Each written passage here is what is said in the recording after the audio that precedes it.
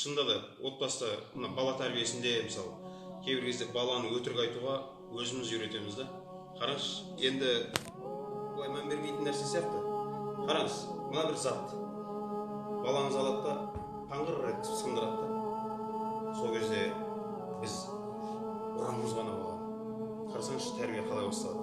Біз байқамайтын мелочь нәрселер үлкен баланың өміріне өзгеріс алып келеді.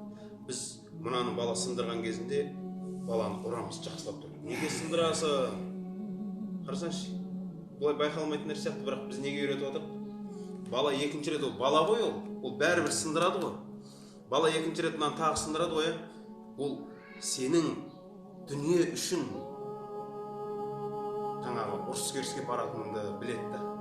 Мына дүние сен үшін қымбаттау екенін бала солай түсінеді да. Не істейді? Мынаны сындырып қояды. Сөйтіп сіз келгенше ол уже бір өтірік дайындап отырады. Мен емес, анау деп айтады. Не болмаса, мынау бір үйде количествосы көп нәрсе болса жоқ қылып жібереді мына. Сөйтеді де білмейін дей салады. Не болмаса, пәленше сындырып кетті деген сияқты. Не үшін десе, ол біледі сіздің мынау үшін балаңызды аямайтынын да. Сонда қарасаңыз, ислам не дейді? Егер пайғамбар саллаллаху алейхи вассаламның қағидасы ғой. Анас ибн Малик деген радиаллаху анху сахабаны бір жаққа жібереді жұмсап.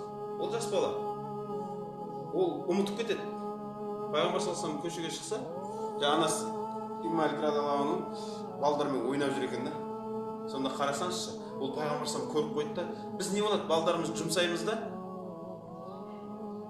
Егер сол кезде балдарымыз біз көшеге шыққанда көріп қойса, мә деп жанамай өйткенбіз, не алып жүрсің?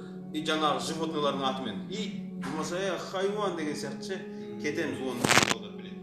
Өтірік уже дайындап тұрады да. Жаңа Анас ибн Малик радиаллаху анху қарап тұрған кезде, не болар екен деп тұрған кезінде пайғамбар саллаллаху унайс, қараңыз қалай отыр. Өзінің мейірімді екенін ашуланып тұрған жоқ екен, не дейді? Ей, Анасжан деп айтады. Ей, балам деген сияқты. Ей, қошақаным деген сияқты да. Ей, Анасжан деп айқайлайды да. Не дейді? Мына кісі қатты жақсы көріп кеттім дейді да, ол кісінше. Міне кетіп бара жатырмын жүгіріп деп жүгіріп кете салды да. Қарасаңызшы, қалай үйретіп жатыр. Ислам айтады, егер балаңыз мынандай нәрсе сындырса бар ғой, сіз балаңызды шақырып алыңыз да, балам, бұл дүние, зат. Ешнәрсе алмайды. Енді сындырған екенсің, боларсы болды. Бірақ қарасаңызшы, қалай түсіндіреді. Мынаны сындыруға болмайды екенін түсіндіргіңіз келіп тұр ғой. Сіз айтасыз, балам, бұл бірақ енді бұл ақшаға келген зат болғандықтан, бұны бекерден бекер сындыра беру, бұл ысырап деген Алланың алдында ертең жауап беруіміз мүмкін. Сол үшін Алла Тағала ысырапшылдарды жақсы көрмейді.